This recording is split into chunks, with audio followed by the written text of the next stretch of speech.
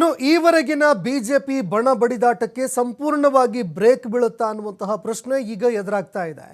BJP ಶಾಸಕ ಯತ್ನಾಳ್ಗೆ ಈ ವಿಚಾರಕ್ಕೆ ಸಂಬಂಧಪಟ್ಟಂತೆ ಶೋಕಾಸ್ ನೋಟಿಸ್ ನೀಡಲಾಗಿದೆ.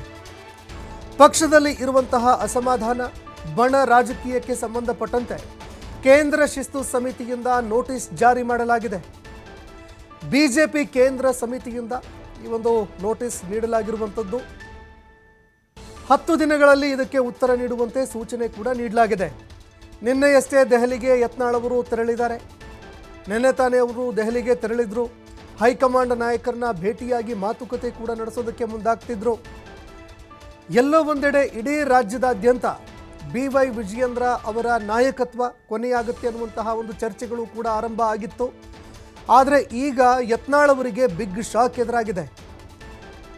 ಮೊನ್ನೆ BY ವಿಜಯೇಂದ್ರ ಅವರು ಕೂಡ ದೆಹಲಿಗೆ ತೆರಳಿದರು. ಈ ಎಲ್ಲ ಒಂದು ಬಣ ರಾಜಕಾರಣಕ್ಕೆ ಸಂಬಂಧಪಟ್ಟಂತೆ, ಒಳ ಬೇಗುದಿಗೆ ಸಂಬಂಧಪಟ್ಟಂತೆ ಮಾಹಿತಿಗಳನ್ನು ತಮ್ಮ ನಾಯಕರಿಗೆ ಕೊಟ್ಟಿದ್ದರು. ಇನ್ನು ವಿಜಯೇಂದ್ರ ದೆಹಲಿಯಿಂದ ಬಂದ ಬಳಿಕ ನೋಟಿಸ್ ಜಾರಿಯಾಗಿರುವಂಥದ್ದು. BY ವಿಜಯೇಂದ್ರ ಅವರಿಗೆ ಇದೀಗ ಶಿಸ್ತು ಸಮಿತಿಯಿಂದ ನೋಟಿಸ್ ಜಾರಿ ಮಾಡಲಾಗಿ ಪಕ್ಷದಲ್ಲಿ ನಡೀತಾ ಇರುವಂತಹ ಈ ಚಟುವಟಿಕೆಗಳೇನಿದೆ, ಈ ಚಟುವಟಿಕೆಗೆ ಕಾರಣ ಕೇಳಿ ಈಗ ಅವರಿಗೆ ನೋಟಿಸ್ ಜಾರಿ ಮಾಡಿರುವಂಥದ್ದು. ಬಿಜೆಪಿ ಕೇಂದ್ರ ಶಿಸ್ತು ಸಮಿತಿಯಿಂದ ಈ ನೋಟಿಸ್ ಜಾರಿ ಮಾಡಲಾಗಿದೆ. ಶೋಕಾಸ್ ನೋಟಿಸ್ ಕೊಟ್ಟಿರುವಂತಹ ಬಿಜೆಪಿ ಕೇಂದ್ರದ ಶಿಸ್ತು ಸಮಿತಿ 10 ದಿನಗಳಲ್ಲಿ ಇದಕ್ಕೆ ಉತ್ತರ ಕೊಡಬೇಕು. ಯಾವ ಕಾರಣಕ್ಕಾಗಿ ಈ ರೀತಿಯಾಗಿ ಪಕ್ಷದಲ್ಲಿ ಬಣ ಬಡಿದಾಟ ನಡೀತಾ ಇದೆ, ಯಾವ ಕಾರಣಕ್ಕಾಗಿ ಪಕ್ಷವನ್ನು ಹೊರತುಪಡಿಸಿ ನೀವು ಈ ರೀತಿ ಹೋರಾಟಗಳನ್ನು ಮತ್ತೊಂದು ಮಗದೊಂದು ಅಂತ ಮಾಡ್ತಾ ಇದ್ದೀರಿ, ಪಕ್ಷಕ್ಕೆ ಮುಜುಗರಗಳಾಗ್ತಾ ಇದೆ, ಮುಜುಗರ ಆಗುವಂತಹ ಚಟುವಟಿಕೆಗಳಲ್ಲಿ ನೀವು ಯಾಕೆ ತೊಡಗ್ತಾ ಇದ್ದೀರಿ, ಈ ಎಲ್ಲ ವಿಚಾರಗಳಿಗೆ ಸಂಬಂಧಪಟ್ಟಂತೆ ಅವರು ಉತ್ತರ ಕೊಡಬೇಕಾಗತ್ತೆ. ನಿನ್ನೆ ತಾನೇ ದೆಹಲಿಗೆ ಯತ್ನಾಳ್ ಅವರು ತೆರಳಿದ್ದಾರೆ. ಮೊನ್ನೆ BY ವಿಜಯೇಂದ್ರ ಅವರು ಕೂಡ ದೆಹಲಿಗೆ ತೆರಳಿದರು. ತಮ್ಮ ಹೈಕಮಾಂಡ್ ನಾಯಕರನ್ನ ಭೇಟಿಯಾಗಿ ಈ ಎಲ್ಲ ಚಟುವಟಿಕೆಗಳು ಏನು ನಡೀತಾ ಇದೆ, ಅಂದರೆ ಪಕ್ಷದಲ್ಲಿ ನಡೀತಾ ಇರುವಂತಹ ಚಟುವಟಿಕೆಗಳೇನಿದೆ, ಪಕ್ಷ ವಿರೋಧಿ ಚಟುವಟಿಕೆಗಳು, ಪಕ್ಷಕ್ಕೆ ಮುಜುಗರ ಉಂಟು ಮಾಡುವಂತಹ ಚಟುವಟಿಕೆಗಳು, ಇದೆಲ್ಲದಕ್ಕೂ ಕೂಡ ಫುಲ್ ಸ್ಟಾಪ್ ಹಾಕಬೇಕು ಅನ್ನುವಂತಹ ಒಂದು ಮನವಿ ಕೂಡ ಮಾಡಿಕೊಂಡಿದ್ರು. ಅತ್ತ BJP ಪಕ್ಷದ ಕಾರ್ಯಕರ್ತರು ಕೂಡ ಇದಕ್ಕೆ ಸಂಬಂಧಪಟ್ಟಂತೆ ತೀವ್ರವಾಗಿ ಅಸಮಾಧಾನ ಹೊರಹಾಕ್ತಾ ಇದ್ರು. ಹೀಗಾಗಿ ಪಕ್ಷದ ಕಾರ್ಯಕರ್ತರಲ್ಲಿ ಅಸಮಾಧಾನಕ್ಕೆ ಕಾರಣವಾಗ್ತಾ ಇದೆ, ಪಕ್ಷದ ಕಾರ್ಯಕರ್ತರಲ್ಲಿ ಇದು ಗೊಂದಲಕ್ಕೆ ಕಾರಣವಾಗ್ತಾ ಇದೆ. ಹೀಗಾಗಿ ಈ ಎಲ್ಲ ಚಟುವಟಿಕೆಗಳಿಗೆ ಬ್ರೇಕ್ ಹಾಕಬೇಕು ಅಂತ ತಮ್ಮ ಹೈಕಮಾಂಡ್ ನಾಯಕರಿಗೆ BY ವಿಜಯೇಂದ್ರ ಮನವಿ ಮಾಡಿಕೊಂಡಿದ್ರು. ಇನ್ನು BY ವಿಜಯೇಂದ್ರ ವಾಪಸ್ ಆದ ಬಳಿಕ ಈ ಒಂದು ನೋಟಿಸ್ ಜಾರಿಯಾಗಿದೆ.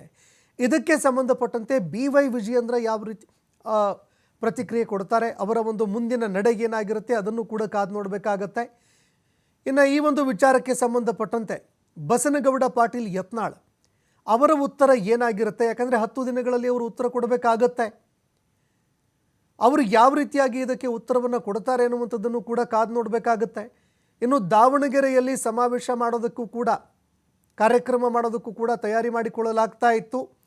ಅದರ ಕಥೆ ಏನಾಗುತ್ತೆ ಅನ್ನುವಂಥದ್ದನ್ನು ಕೂಡ ಕಾದು ನೋಡಬೇಕಾಗತ್ತೆ. ಇನ್ನು ಈ ನೋಟಿಸ್ ಕೊಟ್ಟಿರುವಂಥದ್ದು ದಾವಣಗೆರೆಯಲ್ಲಿ ಹಮ್ಮಿಕೊಳ್ಬೇಕಾಗಿದ್ದಂತಹ ಕಾರ್ಯಕ್ರಮಕ್ಕೆ ಹಿನ್ನಡೆ ಆಗುತ್ತಾ ಅನ್ನುವಂಥದ್ದು ಕೂಡ ಈಗ ಪ್ರಶ್ನೆ ಆಗ್ತಾ ಇರುವಂಥದ್ದು.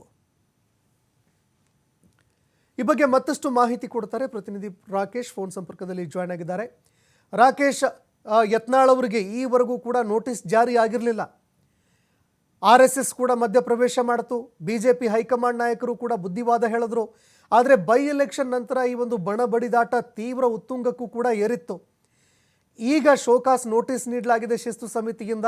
ಮುಂದಿನ ಬೆಳವಣಿಗೆಗಳು ಯಾವ ರೀತಿ ಇರುತ್ತೆ, ಇದು ದಾವಣಗೆರೆಯಲ್ಲಿ ಏನು ಸಮಾವೇಶ ಹಮ್ಮಿಕೊಳ್ತೀವಿ ಅಂತ ಹೇಳ್ತಾ ಇದ್ರು, ಅದಕ್ಕೆ ಏನಾದರೂ ಬ್ರೇಕ್ ಹಾಕುವಂತಹ ಸಾಧ್ಯತೆಗಳು ಏನಾದರೂ ಇದೆಯಾ? ಈ ಬಗ್ಗೆ ಮತ್ತಷ್ಟು ಮಾಹಿತಿ ಕೊಡೋದಾದ್ರೆ. ಸಂತೋಷ್, ಬಿಜೆಪಿ ರೆಬೆಲ್ ಟೀಮ್ ನಾಯಕರಾಗಿದ್ದಂತಹ ಬಸನಗೌಡ ಪಾಟೀಲ್ ಯತ್ನಾಳ್ ಅವರಿಗೆ ಇದೀಗ ಬಿಜೆಪಿ ಕೇಂದ್ರ ಶಿಸ್ತು ಸಮಿತಿ ನೋಟಿಸ್ ಒಂದನ್ನು ಜಾರಿ ಮಾಡಿದೆ. ಪಕ್ಷದ ರಾಜ್ಯಾಧ್ಯಕ್ಷರು ಹಾಗೆ ಪಕ್ಷದ ಕೆಲವು ನಾಯಕರುಗಳ ವಿರುದ್ಧ ನೀವು ನೀಡುತ್ತಿರುವಂತಹ ಆಕ್ಷೇಪಾರ್ಹ ಹೇಳಿಕೆಗಳು ಮತ್ತು ಸತ್ಯಕ್ಕೆ ದೂರವಾದಂತಹ ಆರೋಪಗಳ ವಿಚಾರದ ಹಿನ್ನೆಲೆಯಲ್ಲಿ ತಮಗೆ ಈ ನೋಟಿಸ್ ಅನ್ನು ಜಾರಿ ಮಾಡಲಾಗ್ತಾ ಇದೆ ಅನ್ನುವಂತ ಉಲ್ಲೇಖವನ್ನಿಟ್ಟು ಅವರಿಗೆ ನೋಟಿಸ್ ಅನ್ನು ಜಾರಿ ಮಾಡಲಾಗಿದೆ. ಯತ್ನಾಳ್ ಅವರಿಗೆ ನೋಟಿಸ್ ಜಾರಿ ಮಾಡ್ತಿರೋದು ಇದು ಮೊದಲೇನಲ್ಲ. ಇದಕ್ಕೂ ಮೊದಲು 4 ಬಾರಿಗಿಂತಲೂ ಹೆಚ್ಚು ಅವರಿಗೆ ನೋಟಿಸ್ ಅನ್ನು ಜಾರಿ ಮಾಡಲಾಗಿತ್ತು.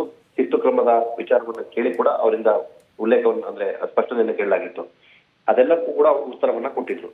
ಈಗ ಸದ್ಯ ತಾರಕಕ್ಕೇರಿರುವಂತಹ ಬಣ ರಾಜಕಾರಣದ ವಿಚಾರವಾಗಿ ಹೈಕಮಾಂಡ್ ನಾಯಕರು ಏನು ಮಾಡ್ತಿಲ್ಲ ಅನ್ನುವಂತಹ ಆರೋಪವನ್ನ ಎರಡು ಬಣದ ನಾಯಕರುಗಳು ಮಾಡ್ತಾ ಇದ್ರು.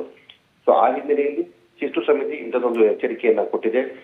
2 ದಿನಗಳ ಹಿಂದಷ್ಟೇ ಬಿಜೆಪಿ ರಾಜ್ಯಾಧ್ಯಕ್ಷರು ದೆಹಲಿಗೆ ತೆರಳಿದಂತ ಸಂದರ್ಭದಲ್ಲಿ ಪಕ್ಷದ ಪ್ರಮುಖರ ಜೊತೆ ಮಾತುಕತೆಯನ್ನ ಮಾಡಿ ಈ ಬೆಳವಣಿಗೆ ಬಗ್ಗೆ ದೂರನ್ನ ಕೂಡ ನೀಡಿದ್ರು.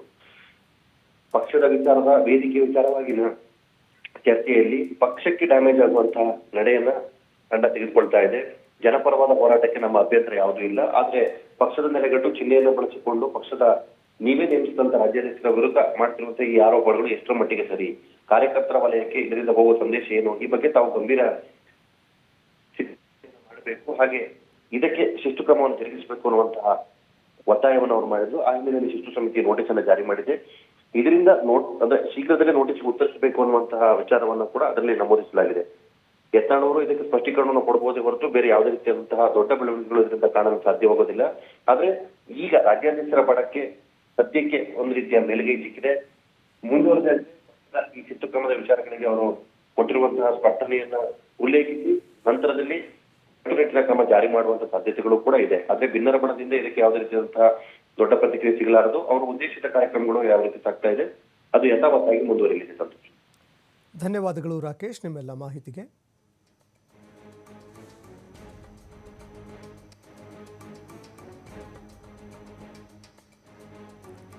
ಇನ್ನು ಯತ್ನಾಳ್ ಅವರಿಗೆ ಈಗ ನೋಟಿಸ್ ಜಾರಿ ಮಾಡಿರೋದ್ರಿಂದ ಈ ನೋಟಿಸ್ಗೆ ಯಾವ ರೀತಿಯಾಗಿ ಅವರು ಉತ್ತರ ಕೊಡ್ತಾರೆ ಅನ್ನುವಂಥದ್ದನ್ನು ಕೂಡ ಕಾದು ನೋಡಬೇಕಾಗತ್ತೆ. ಆದರೆ ಈವರೆಗೆ ಏನು ಗೊಂದಲ ಇತ್ತು, ಈ ಗೊಂದಲಗಳಿಗೆ ಫುಲ್ ಸ್ಟಾಪ್ ಬೀಳಬೇಕು. ಯಾಕಂದರೆ ಇದು ಕಾರ್ಯಕರ್ತರ ನಡುವೆ ಸಾಕಷ್ಟು ಗೊಂದಲಗಳಿಗೆ ಕಾರಣವಾಗ್ತಾ ಇದೆ. ಕಾರ್ಯಕರ್ತರಿಗೆ ಇದು ಒಂದು ರೀತಿಯಾಗಿ ಮುಜುಗರ ತರಿಸ್ತಾ ಇದೆ, ಪಕ್ಷಕ್ಕೂ ಕೂಡ ಇದರಿಂದ ಮುಜುಗರ ಉಂಟಾಗ್ತಾ ಇದೆ ಅನ್ನುವಂತಹ ಮಾತುಗಳು ಕೇಳಿಬರ್ತಾ ಇತ್ತು.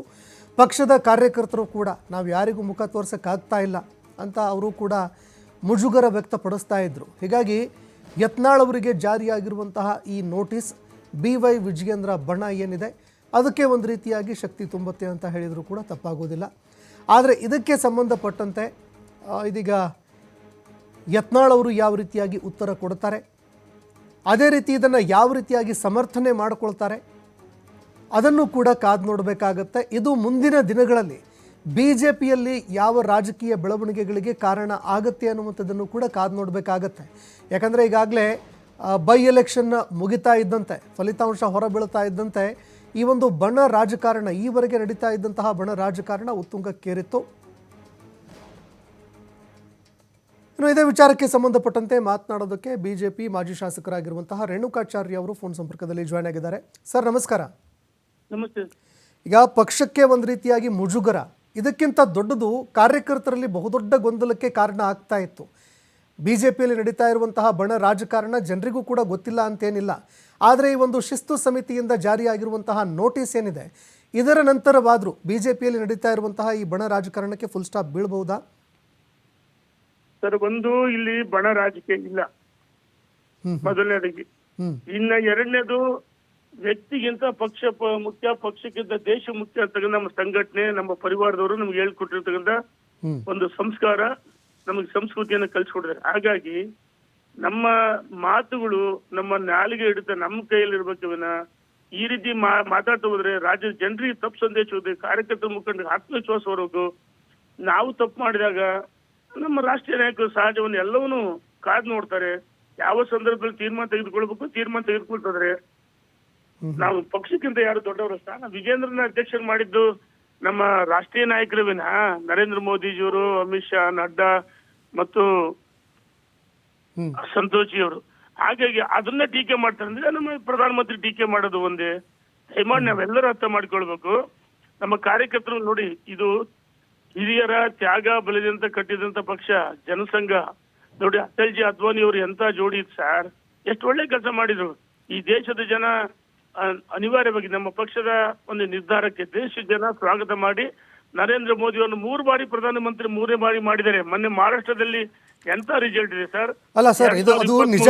ಈಗ ಬಿಜೆಪಿ ಪರವಾಗಿ ಜನರ ಒಲವಿದೆ, ನಾವೇ ಕಾರಣ ಸರ್. ನಮ್ಮ ಹೋರಾಟ ಬಿಜೆಪಿ ಆಂತರಿಕ ಇರಬಾರ್ದು. ನೋಡಿ, ಸಿದ್ದರಾಮಯ್ಯ, DK ಶಿವಕುಮಾರ್ ಅವರು ಎಷ್ಟು ಭಿನ್ನಾಭಿಪ್ರಾಯ ಇದೆ, ಸಂಘರ್ಷ ಇದೆ, ಆದ್ರೆ ಜನರ ಮುಂದೆ ಅವರು ಒಂದಾಗಿದ್ದೀವಿ ಅಂತ ತೋರಿಸ್ತಾರೆ. ಒಗ್ಗಟ್ಟಿನ ಪ್ರತಿಫಲ ಕಾಂಗ್ರೆಸ್ ಅಧಿಕಾರಕ್ಕೆ ಬಂತು. ನಮ್ಮಲ್ಲಿ ಒಳ ಜಗಳ ಬಡದಾಟದಿಂದ ನಾವು ಸೋತ್ವಿ 2023 ಅಧಿವೇಶನದ ಒಳಗೆ ಹೊರಗೆ ಮಾತಾಡ್ತಾರೆ. ಯಡಿಯೂರಪ್ಪನವ್ರು ಬಿಜೆಪಿ ಕಟ್ಟಿಲ್ವಾ? ನೋಡಿ ಅನಂತ್ ಕುಮಾರ್ ಅವ್ರ ಜೊತೆಗಿದ್ರು, ಅನೇಕ ಹಿರಿಯರು, ಸಂಘ ಇರ್ಬೋದು, ರಾಮಚಂದ್ರಗೌಡ ಇರ್ಬೋದು, ಬಿ ಶಿವಪ್ಪನರ್ ಇರ್ಬೋದು, ಡಿ.ಎಸ್. ಶಂಕರಮೂರ್ತಿ ಇರ್ಬೋದು, ಕರಂಬಳ್ಳಿ ಸಂಜೀವ್ ಶೆಟ್ಟರ್ ಇರ್ಬೋದು, ಅವರೆಲ್ಲ ಹಿರಿಯರು. ಯಡಿಯೂರಪ್ಪನವ್ರಿಗೆ ಆಶೀರ್ವಾದ ಮಾಡಿ ಪಕ್ಷ ಅವರ ಎಲ್ಲ ಈಗ ನಾನು ಕೇಳ್ತಾ ಇರೋದೇನಂದ್ರೆ ಸರ್, ದಾರಿ ಎರೆದ್ರು. ನಾನು ಕೇಳ್ತಾ ಇರೋದೇನಂದ್ರೆ ಬೈ ಎಲೆಕ್ಷನ್ ನಲ್ಲಿ ಭಾರಿ ಹಿನ್ನಡೆಗೆ ಕಾರಣ ಆಯಿತು, ಲೋಕಸಭೆ ಚುನಾವಣೆಯಲ್ಲೂ ಕೂಡ ಹಿನ್ನಡೆಗೆ ಕಾರಣ ಆಯಿತು, ಬೈ ಎಲೆಕ್ಷನ್ ನಲ್ಲೂ ಕೂಡ ಹಿನ್ನಡೆಗೆ ಕಾರಣ ಆಯಿತು. ಆದ್ರೆ ಹೈಕಮಾಂಡ್ ಇದಕ್ಕೆ ಆಕ್ಷನ್ಗೆ ಬರೋದು ಯಾವಾಗ ಅಂತ, ಯಾಕಂದ್ರೆ ಕಾರ್ಯಕರ್ತರು ಬಹಿರಂಗವಾಗಿ ಅಸಮಾಧಾನ ವ್ಯಕ್ತಪಡಿಸ್ತಾ ಇದ್ದಾರೆ. ಸರ್ ಒಂದ್ ನಿಮಿಷ, ಲೋಕಸಭೆಯಲ್ಲಿ ನಾವು 19 ಸ್ಥಾನ NDA ಗೆದ್ದಿದ್ವಿ, ಅದು ಸಾಧನೆ ಅಲ್ವಾ? ಕಾಂಗ್ರೆಸ್ ಸರ್ಕಾರ ಇದ್ರು ನಾವು ಗೆದ್ದಿದೀವಿ ಅಂದ್ರೆ ಇದು ಸಾಧನೆ, ಸಾಧನೆನೆ. 19 ಸೀಟು ಅವರೇ ಸರ್ಕಾರ, ಅಧಿಕಾರ ಯಂತ್ರ ದುರ್ಬಳಕೆ ಮಾಡಿಕೊಂಡಿದ್ದಾರೆ, ಭ್ರಷ್ಟಾಚಾರ ಲೂಟಿ ಹೊಡೆದ. ಮೊನ್ನೆ 3 ಉಪಚುನಾವಣೆ ಹೌದು, ತೋಳ್ಬಲ, ಹಣದ ಬಲ, ಅಧಿಕಾರದ ಯಂತ್ರ ದುರುಪಯೋಗ ಮಾಡ್ಕೊಂಡ್ರು. ಆದ್ರೆ ಮೊನ್ನೆ 3 ಉಪಚುನಾವಣೆ ಯಾವ್ದು ದಿಕ್ಸೂಚಿ ಅಲ್ಲ. ಹಿಂದೆ ನಂಜನಗೂಡು ಮತ್ತು ಗುಂಡ್ಲು ಪಟೇಲ್ 2 ಗೆದ್ರು 2003 ಸಿದ್ದರಾಮಯ್ಯ ಮುಖ್ಯಮಂತ್ರಿ ಆದಾಗ. 18ರಲ್ಲಿ ನಾವೇ ಗೆದ್ವಿ, 2 ನಮ್ಮ ಜನ ಶಾಸಕರು ಆಯ್ಕೆಯಾದ್ರು. ಮತ್ತೆ ನೋಡಿ 2018ರಲ್ಲಿ ನಾವು ನಡೆದಂತ ಉಪಚುನಾವಣೆ 2 ಹೊರತುಪಡಿಸಿ ಅಲ್ಲಿ ನಾವು ಆಯ್ಕೆ ಆದ್ವಿ. ಇದು ಗೆಲುವಲ್ಲ ಸರ್. ಅದು 2023 ಸೋಲಿ ನಾವೇ ಕಾರಣ. ರಾಜ್ಯ ಜನ ನಮ್ಮನ್ನು ತಿರಸ್ಕಾರ ಮಾಡಿಲ್ಲ, ನಮ್ಮ ವೈಫಲ್ಯಗಳಿಂದ. ಸರ್, ಈಗ ಶಿಸ್ತು ಸಮಿತಿಯಿಂದ ನೋಟಿಸ್ ಜಾರಿಯಾಗಿದೆ. ನಿಮ್ಮ ಕಾರ್ಯಕರ್ತರಿಗೆ ಏನ್ ಮನವಿ ಮಾಡ್ಕೊಳ್ಳೋಕೆ ಇಚ್ಛೆ ಪಡ್ತೀರಿ? ಏನ್ ಸಂದೇಶ ಕೊಡ್ತೀರಿ? ಕಾರ್ಯಕರ್ತರು ಮುಖಂಡರಿಗೆ ವಿನಂತಿ ಮಾಡ್ತೀವಿ, ನಮ್ಮಿಂದ ಏನೇ ತಪ್ಪಾಗಿದೆ ಕ್ಷಮೆ ಇರ್ಲಿ. ನಾವು ಪಕ್ಷಕ್ಕೋಸ್ಕರ ನಾವೆಲ್ಲರೂ ಒಂದು ನಮ್ಮ ಶಕ್ತಿ ಶ್ರಮವನ್ನು ಧಾರೆ ಎರೋಣ, ನಮ್ಮ ಬೆವರು ಸೂಸೋಣ. ರಾಜ್ಯದ ಅಧ್ಯಕ್ಷ ಮಾಡಿದ ವರಿಷ್ಠರು ಪಕ್ಷದ ಜೊತೆಗಿರ್ಬೇಕೆ ವಿನ ಅನಗತ್ಯವಾಗಿ ಮಾತಾಡಿದ್ರೆ ಅನಿವಾರ್ಯವಾಗಿ ನಮ್ಮ ರಾಷ್ಟ್ರೀಯ ನಾಯಕರು ತೀರ್ಮಾನ ಮಾಡ್ತಾರೆ. Thank you sir. ಓಕೆ, ಧನ್ಯವಾದಗಳು ಸರ್ ನಮ್ಮ ಜೊತೆಗೆ ಮಾತನಾಡಿದ್ದಕ್ಕೆ.